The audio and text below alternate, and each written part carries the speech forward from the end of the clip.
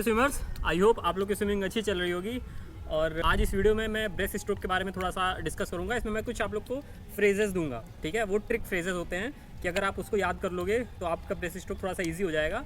पर उसके पहले हम लोग थोड़ा सा ओवरव्यू ले लेते हैं कि ब्रेस्ट स्ट्रोक में किस तरह हैंड मूवमेंट, लेग मूवमेंट चलता है और कोऑर्डिनेशन कैसे बनाना है, ब्रीथ कैसे लेना है, इनहेल एक्सेल कैसे करना है, सब कुछ जल्दी जल्दी हम लोग इसको देख लेते हैं। तो ब्रेस्ट स्ट्रोक का हैंड मूवमेंट कैसे चलता है कि आपका जो दोनों हाथ होता है वो हल्का सा बाहर की ओर जाता है, मतलब अब आपके शोल्डर के बराबर या शोल्डर से थोड़ा सा बाहर जाएगा। उसके बाद अंदर की ओर आपको खींचना है शोल्डर को उठाते हुए, मतलब कुछ इस तरह ये हैंड मूवमेंट चलता है। बाहर खींचा, अंदर की ओर पानी को खींचा और चेस्ट से घुमा दिया आगे की ओर, तो ये मूवमेंट चलता है। और ध्यान देना है कि आपका जो एल्बो है और वो शोल्डर को क्रॉस नहीं करेगा, ठीक है।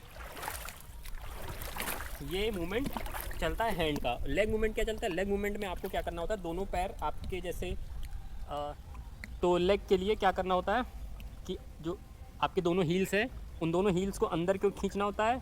आपकी जो फीट है उस फीट को बाहर की ओर मोड़ना होता है, ठीक है। इस अपने पैरों को बाहर की ओर मोड़ा और फिर पानी को धक्का देना होता है इससे। तो ये होता है लेग मूवमेंट। तो इसमें इनहेल करने के लिए आपको क्या करना होता है, जब आप इसको अंदर की ओर खींचते हो अपने हाथ को, जब आप अपने हाथ को अंदर की ओर खींचते हो उस समय आप बॉडी को उठा के ब्रीथ लेते हो। और फिर जब इसको अपने दोनों हैंड को आगे की ओर शूट करते हो ना, उस समय हेड आपका नीचे जाता है और फिर उसमें एक्सेलिंग प्रोसेस स्टार्ट होता है। अंडर वाटर व्यू के साथ आप देख रहे होगे ना, तो क्लियरली समझ में आ रहा होगा। तो कुछ इस तरह मूवमेंट होता है। ब्रीथ लिया,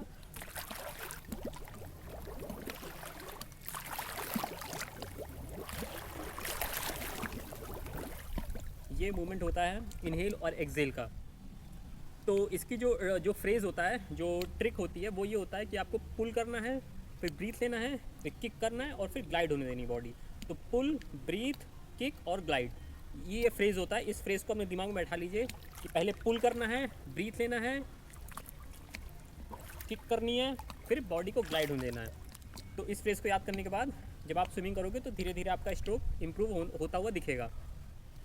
तो हैंड मूवमेंट को याद करने का सबसे बेस्ट तरीका होता है कि आप ऐसा समझो कि आप अपने दोनों हाथ से एक दिल का आकार बना रहे हो, बड़ा सा, ठीक है। जब दिल का आकार बना रहे हो तो वही कहीं ना कहीं हैंड मूवमेंट होता है।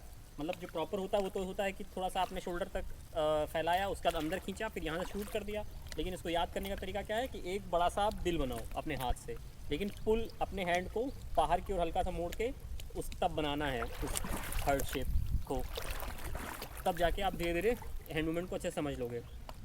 और इसकी ट्रिक क्या होती है, जैसे मैंने कोऑर्डिनेशन की ट्रिक बताई ना, अब इसकी ट्रिक होती है आउट, स्कूप और शूट। मतलब हैंड को आउट किया थोड़ा सा, स्कूप मतलब स्कूप जैसे आप आइसक्रीम देखते हो ना, स्कूप ऐसे निकालते हैं, तो वही स्कूप कुछ इस तरह आपको हैंड से करना है। यहाँ तक स्कूप किया, उसके बाद हैंड को आगे की ओर शूट किया, ठीक है। आउट, स्कूप, शूट, ये होता है इसकी ट्रिक। जो फ्रेज़ जो ट्रिक फ्रेज़ होता है वो ये होता है। और अब किक की भी बात कर लेते हैं। जैसे किक में क्या होता है, किक में आपको क्या करना होता है, अपने हील्स को अंदर खींचना है, फीट को बाहर की ओर फेस करना है और फिर पैर से धक्का देना है, मतलब एक कस के पुश करना है। तो इसका जो फ्रेज होता है वो होता है हील, टर्न और स्क्वीज़। स्क्वीज़ क्यों? स्क्वीज़ मतलब अपने पैर से पुश करके पूरा एकदम लास्ट पॉइंट तक अपने पैर को ऐसे स्क्वीज़ करना है। तो हील का मतलब है आप अपने हील्स को अंदर की ओर खींचो, ठीक है। उसके बाद क्या है, टर्न। टर्न मतलब जो आपका फीट है उसको बाहर की ओर टर्न करो, ठीक। बाहर की ओर टर्न करने के बाद स्क्वीज़ करना है। स्क्वीज़ मतलब पुश करते हुए अपने पैर को पूरा लास्ट पॉइंट तक स्क्वीज़ करो। तो इसका फ्रेज़ क्या हो जाएगा कि हील, टर्न और स्क्वीज़, हील, टर्न, स्क्वीज़, ठीक है। उसको याद करते हुए आपको किक करना है, ठीक है। हील, टर्न, स्क्वीज़,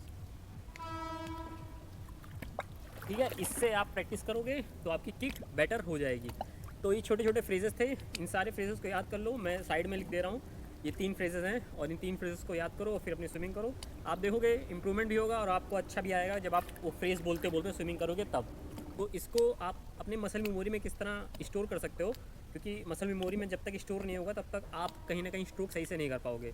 तो स्टोर करने के लिए क्या होता है कि लैंड एक्सरसाइज कुछ होती है, मतलब जो हैंड मूवमेंट आप यहाँ कर रहे हो ना, वो हैंड मूवमेंट आप घर पे भी कर सकते हो। मिरर के सामने खड़े होके इसको कर सकते हो और फिर जितनी बार कर सकते हो, मतलब जितनी ज़्यादा बार करोगे, 200, 300, 500 बार भी करोगे तो भी अगर आप लैंड पे 500-600 बार भी कर ले रहे हो ना, और स्विमिंग पूल में आने के बाद आप ऐसे खड़े होके 100 टाइम्स भी कर ले रहे हो, तो फिर कहीं ना कहीं आपकी मसल मेमोरी क्रिएट हो जाएगी। और उसके बाद जब आप स्विमिंग भी करोगे ना, तो भी आप देखोगे आपका हैंड इसी तरह चलेगा। और सेम किक का भी, किक आपको करने के लिए सबसे बेस्ट है कि आप जैसे बेड पे, जैसे आपका बेड है ना, उस बेड पे हल्का से ऐसे झूल कर और फिर किक करने की प्रैक्टिस करो। मैं अभी लेन पे चढ़ के दिखाता हूँ किस तरह उसको आप घर पे परफॉर्म करना है, तो आप घर पे भी इसकी प्रैक्टिस कर सकते हो। जैसे बेड पे क्या करना है, बेली वाले पार्ट को नीचे की ओर झुका देना है और फिर अपने लेग को सीधा करना है, ठीक है। हील को अंदर लाया, पंजे को बाहर की ओर स्क्वीज़ किया और किक किया, ठीक। आपको ये प्रैक्टिस आप घर पे भी कर सकते हो। इसकी प्रैक्टिस जितना कर लोगे उतना बेटर है।